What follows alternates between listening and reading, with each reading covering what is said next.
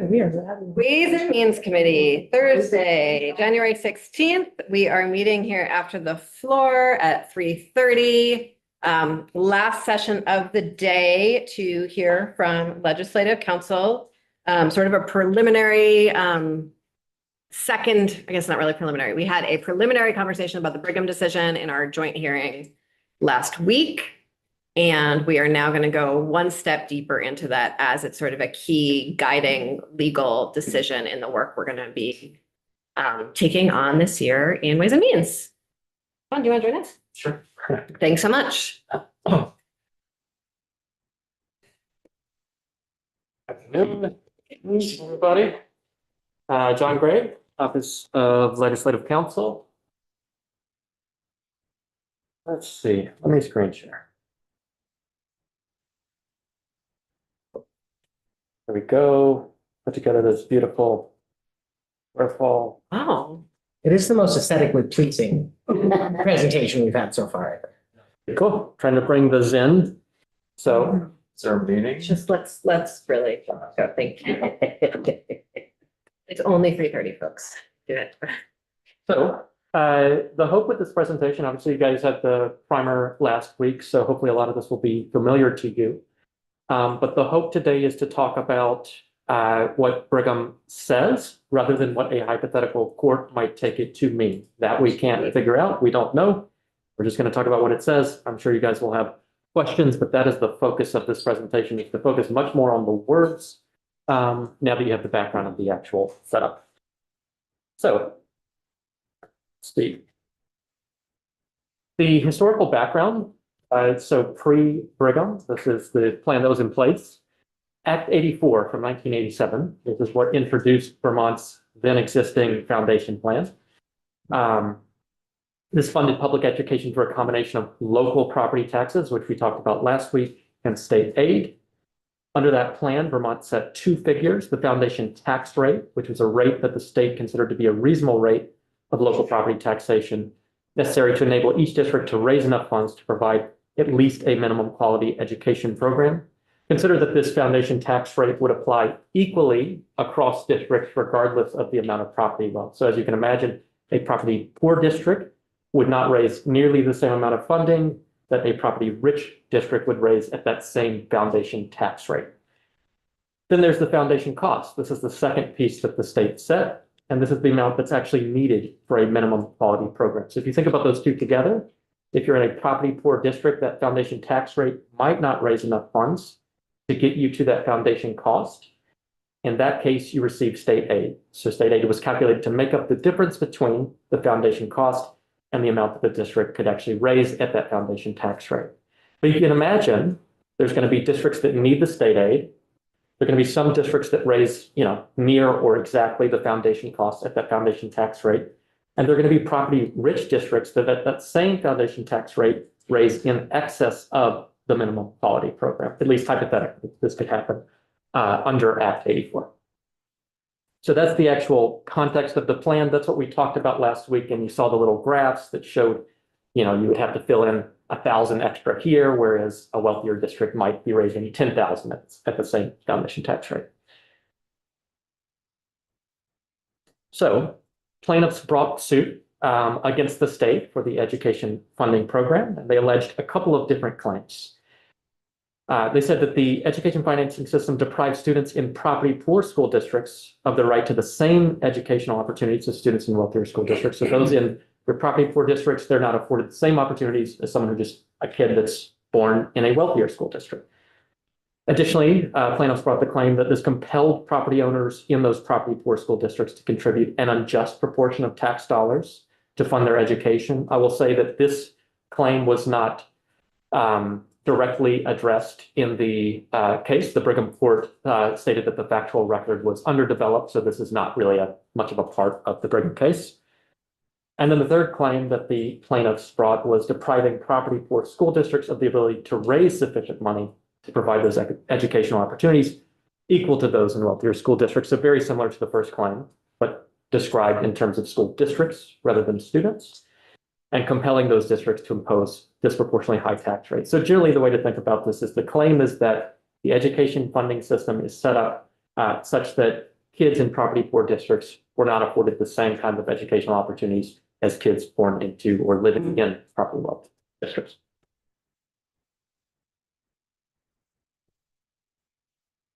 So the court first looked at the facts and started by characterizing what Act 84, that foundation plan, did, and observed, even if we assume that the plan is working adequately to accomplish its purpose, to confront the constitutionality of the system in light of its limited nature of those purposes.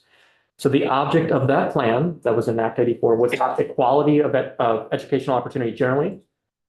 You can think of it as across the state providing equal educational opportunity, or even equality of local capacity to facilitate opportunity. So that's allowing each district the same capacity to raise or produce educational opportunity. The object of that plan, the Act 84 Foundation Plan, is only to equalize capacity to produce a minimally adequate education, assuming the voters can sustain the state selected tax rate. So that's getting at that concept of the foundation cost, which is just capturing a minimally adequate education. So the court talked about a set of different factors here, which I've described as wealth, spending, and opportunity. So first, the court observed that wealthier school districts were relatively more able than poorer districts to raise the funds necessary to support an educational program that was more than minimally adequate. So this is what we're talking about when we're saying at that foundation rate, some towns are going to raise in excess of the foundation costs. So those that are relatively wealthier are going to be able to go beyond that minimally adequate program. In addition, while this notes that wealthier school districts simply have this capacity, the record also showed that wealthier school districts did expend in this exact way. So the court wasn't merely commenting theoretically that districts had this capacity. They were saying, in fact, school districts do this, and wealthier school districts are spending more than poorer school districts. Which brings us to the second point. The court observed that the undisputed evidence amply supports plaintiffs' claims that wide disparities in student expenditures exist among Vermont school districts, and that these disparities correlate generally with taxable property wealth within the district. So not only are they saying there's this capacity and that they go beyond, there's a clear connection, a clear correlation between wealth and spending. Lastly, while the record didn't develop whether those funding disparities resulted in unequal educational opportunities, so there wasn't something in the record to say, hey, you've spent $10,000 that automatically produces better educational results, that automatically produces better educational opportunities. The state had actually conceded that the funding scheme denies children residing in comparatively property poor school districts the same educational opportunities that are available to students residing in wealthier districts. And the instance they gave of this is that you can easily imagine or stipulate that if you had more money, you could have additional foreign language classes, you could have greater technology. So the state had stipulated that this funding scheme denies those in comparatively property poor school districts the same educational opportunities.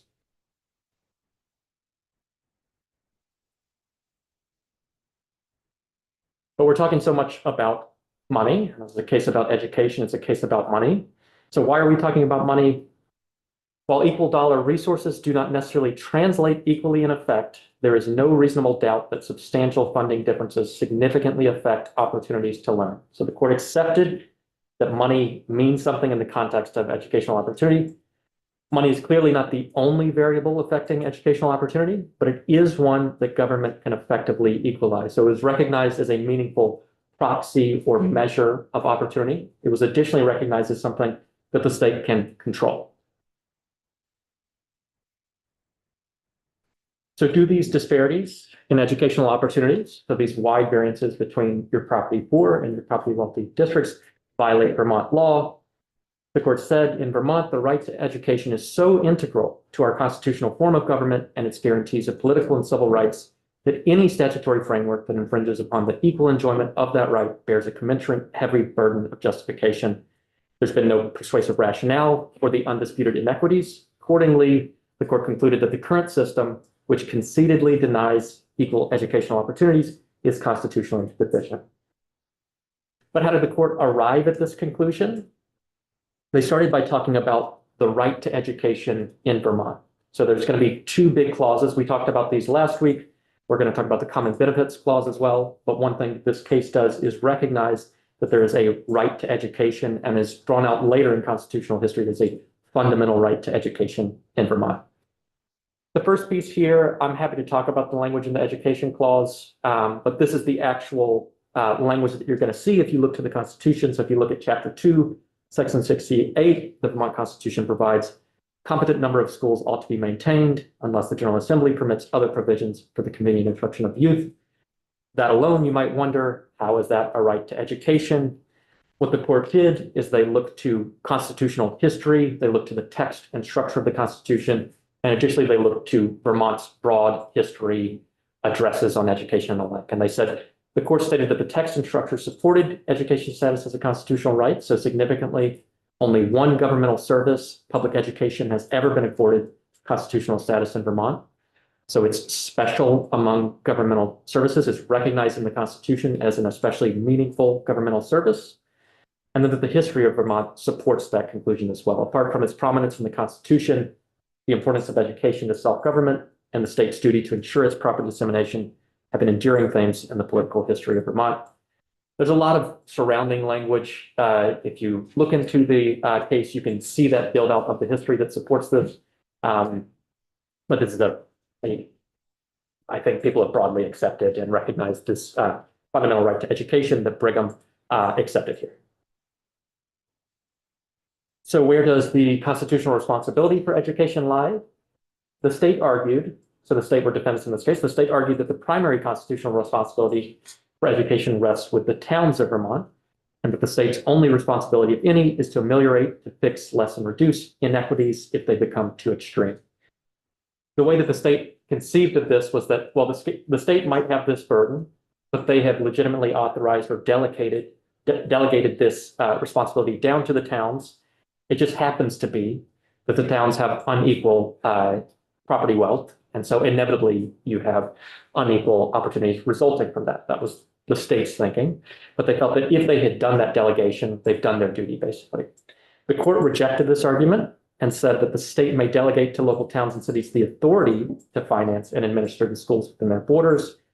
It cannot, however, abdicate the basic responsibility for education by passing it on to local governments, which are themselves creations of the state. So who's on the hook?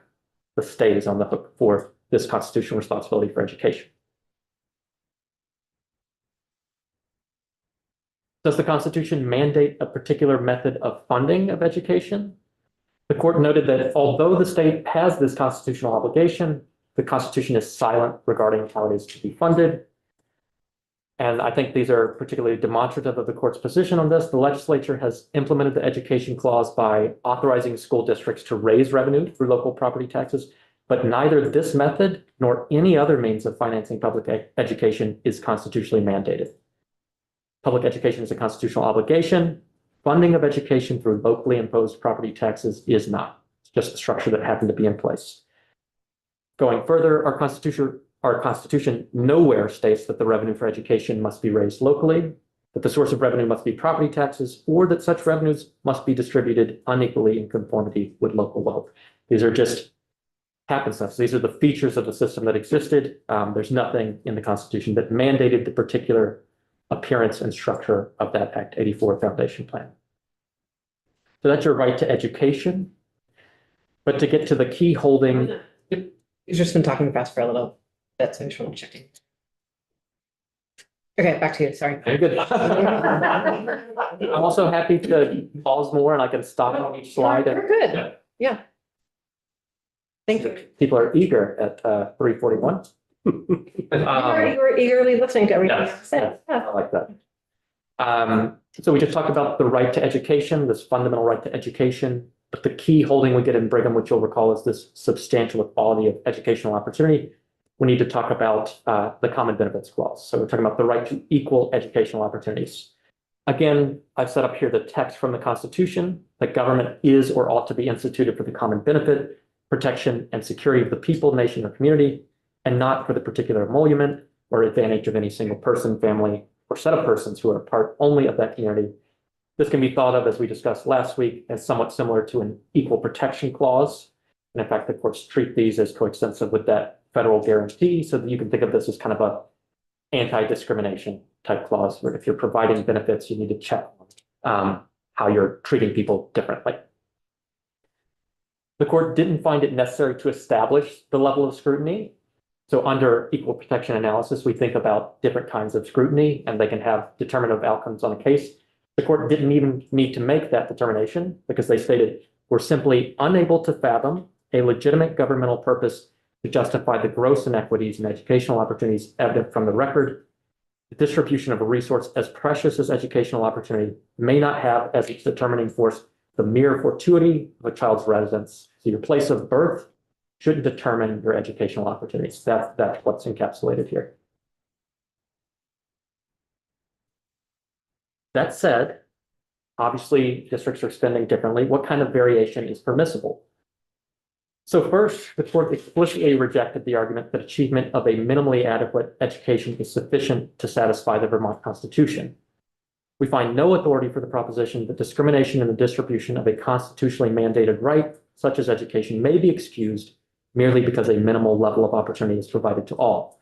So you can think of that as if someone tries to make the argument that you've achieved this minimal level, but variation is permissible beyond that. The court here is saying that variation beyond that could be problematic. They're rejecting the argument that just that minimally adequate education is sufficient to satisfy the Vermont Constitution. That said, the court observes that absolute equality of funding is neither a necessary nor a practical requirement to satisfy the constitutional command. Equal opportunity does not necessarily require precisely equal per capita expenditures, nor does it necessarily prohibit cities and towns from spending more on education if they choose. But it does not allow a system in which educational opportunity is necessarily a function of district wealth.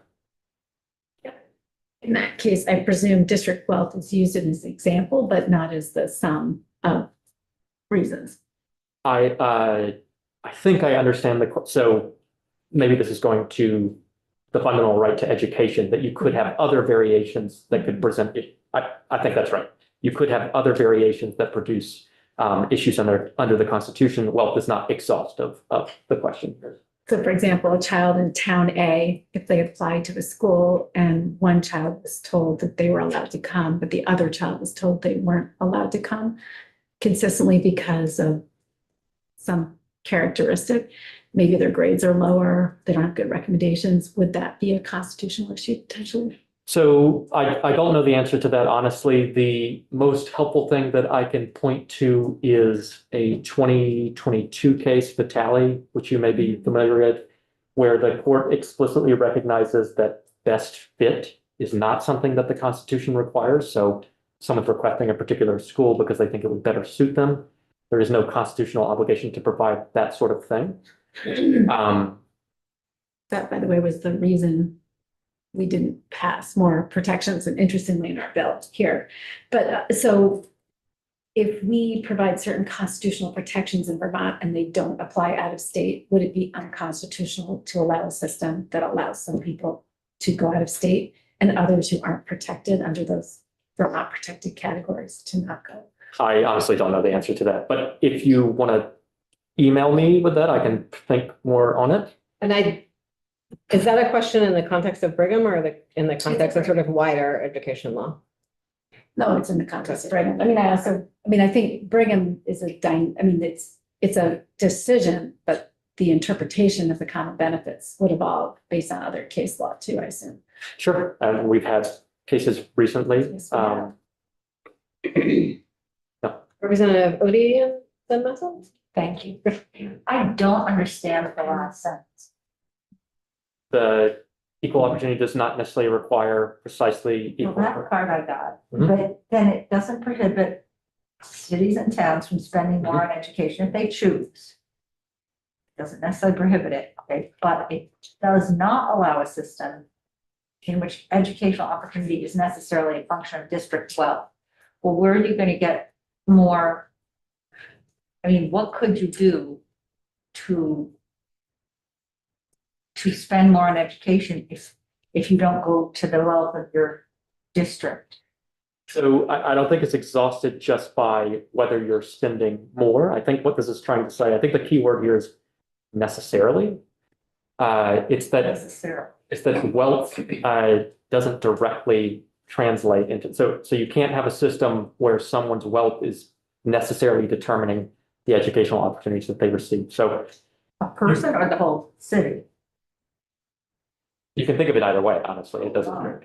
And give a concrete example. I need an example. Okay, concretely, you could have two, we used an example, I can show you the slide, two districts spending exactly the same per pupil amount. But one was a bigger district, so it had multiple math teachers, multiple math courses and so on. The other district spent the exact same per pupil amount, but because it was smaller, it only had one math teacher and you couldn't go past algebra 2. I think you can argue that that might not be a substantively equitable situation. Not equal such. Yeah, All or right. equal But situation. then what, but I don't get. Oh, I see. So you're saying it's not the function of the district wealth, it's the function of the. There's some maybe other the size condition of that the maybe thing. is making it All different. right. Yeah. Okay, thank you. Representative Mel. Yeah, thank you. Trying to answer Representative Holcomb's question to the witness. Is we. Is that what we do? I think it's the witness's question. No, but Representative Holcomb asked a question about. Yes, okay, and so you want to answer Representative Holcomb, not speak for I the want to witness. offer Okay, a a reflection. reflection or Okay. ask the question, maybe. Great, I love that. Okay. Thank you. So. I'm just trying to set us up for good Yeah, habits. within the context that you have built of, or discussed of different districts that are maybe nominally the same or, da, da, da. Some kids can go out of state and others cannot. I'm trying to find the words to describe what the two of us in our district are quite concerned about is why is it in, how do we express a constitutional question, I guess that's what it is, as to why in District A, the system appears to allow students from a high school to go across the river or even across the ocean. While nominally same spending in some other district is clearly prohibited, just it can't be done. And some of us here in this district and around the building are struggling with finding the wording that allows us to negotiate through what I'll call the construct that's been built through the federal ruling and what we've got here, because some of us clearly think it's erroneous. And I'm not being the most articulate, but maybe you understand where I'm going, right? I would say, to be blunt, there are flaws with both the federal Supreme Court decision and how it's being interpreted here that we haven't figured out a way to describe that allow us to cut through it in legislation. Or is that making sense? I see, John with the. Anyway. Inquisitive eyes, yeah. Yeah, and it's not a question we're going to answer today, anyway. It's going Yeah. to take us a bit. So this may be beyond the scope of what I'm thinking of in the context of Brigham. But I would revert back to the case Vitale that I talked about. And part of what's nice in the language there is that it talks about how there are different legislative means of achieving educational opportunity. So the legislature has a choice as to how to produce these outcomes. You can have different means available in different areas. And the question would then be, are students in this district receiving substantially different or not receiving substantially equal educational opportunities because of the choice to allow this going to out of state or not?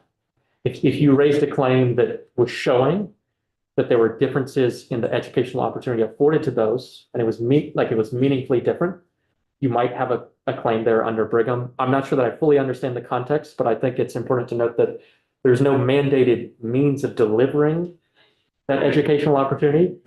You can have different means of delivering it in different districts. Brigham does not prevent different means of delivering educational Well, opportunity. this brief follow-up, this is helpful. But I think if this was an easy question to answer, we would have done it by now. Representative Brennigan. So the means of delivering equity. And when the Constitution was written, the best measure of wealth they had, I think, I may be wrong on this, but was land. That's why people came to this country, to acquire land. Now, I know that in my district, land is no longer a measure of wealth. Money is a measure of wealth, whether it's your income or what you've inherited or somehow been able to earn. It's money. And so I think of a lady in town Her husband died, her two sons grew up, moved away. She has 400 acres of lakeshore property that her husband's grandfather bought when he came back from the Civil War. Been in the country, been in the family that long. She pays tax on that every year. But she's not wealthy. She worked as a secretary her whole life, and now she's retired. So what I'm getting at is that land is no longer a measure of wealth in our modern society. Money is. So I've been advocating to go toward income tax for a long time. I think that would be more equitable and easier to manage too, because it's money. And that kid that wants to go over to Switzerland to high school, if we give his mother the same amount of money we give to that lady who lives on the lake shore, and she wants to send her kid to Rice High School in Burlington, and then the parents fill in the gaps, why isn't that fair? I don't have the answer to that. I don't get to choose how, Am I making a good argument? It makes sense based on what we know from Brigham? Posed a very good question. I think if you're asking, could different means be used to produce more equitable outcomes? That is a good question to ask. And it sounds like you're identifying a particular structure that has been discussed through study committees in the past that have produced recommendations related to an income-based education tax. That is something that has been an active point of discussion and people have been thinking about. Yes, I know, but it's time for us to act. And I'm not talking to you, I'm talking to everybody. And we studied it and had lectures on it. Time to move.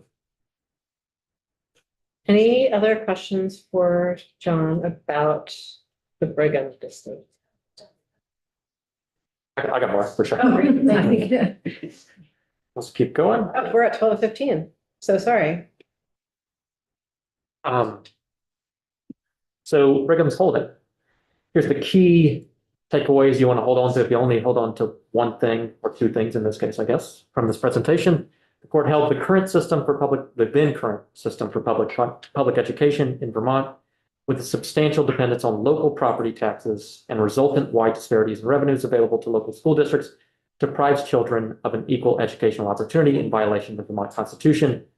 Children who live in property poor districts, children who live in property rich districts should be afforded a substantially equal opportunity to have access to similar educational revenues. To fulfill its constitutional obligation, the state must ensure substantial equality of educational opportunity throughout Vermont.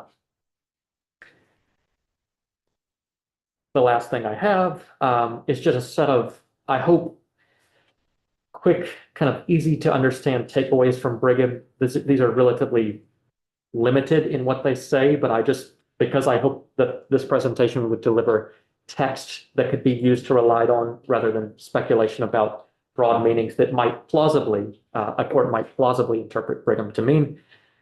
Here's just a set of key points that I think are useful for thinking about Brigham. That Vermont students are constitutionally entitled to equal educational opportunities. It is often talked about as relatively equal, reasonably equal, or substantially equal. The state is the entity that has that constitutional responsibility for public education. Discrimination in the distribution of education cannot be excused merely because a minimal level of opportunity is provided to all. Financial resources affect educational opportunities, and money is one variable affecting opportunity that the state has the ability to equalize. The Vermont Constitution doesn't require absolute equality of funding, nor does it mandate any particular system of education funding. And for you guys, the specific means of discharging the state's constitutional duty to ensure substantially equal opportunities is properly left to the discretion of the legislature. You're going to have to figure it out. Nice closing. More waterfalls. I'd like to go back to your second point on the next to the last slide for you. It indicates that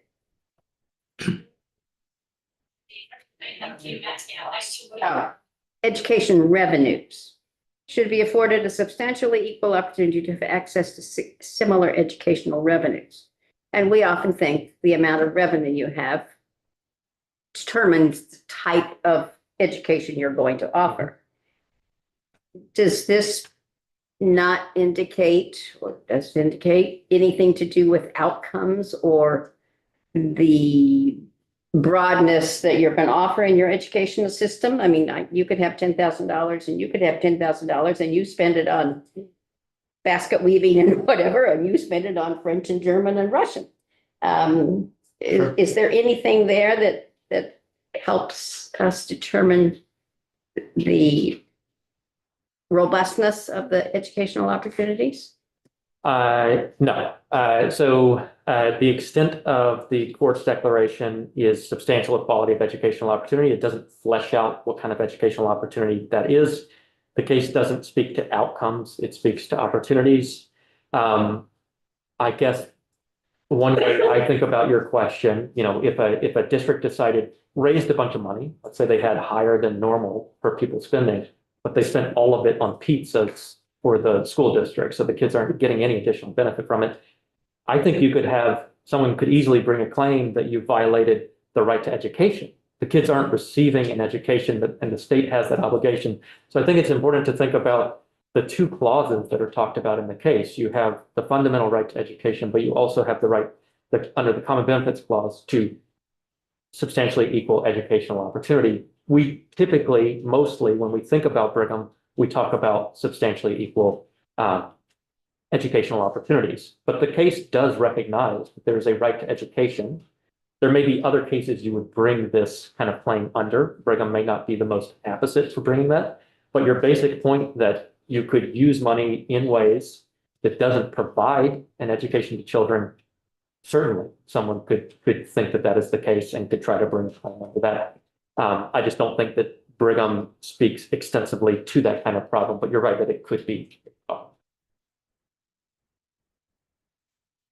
But just to remind everybody, we have extensive state law. and Quality federal law standards. related to public education that ensures quality in public education settings, and then there's public transparent accountability for public education.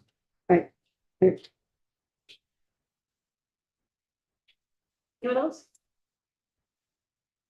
There's a lot to this. Yes, I'm gonna stop for the day because this just, it's a lot of richness. I yeah. was gonna say, I have a lot of thoughts. I have so many questions and a lot of thoughts. So also hoping the Judiciary Committee spends some time with this since they're more constitutionally oriented.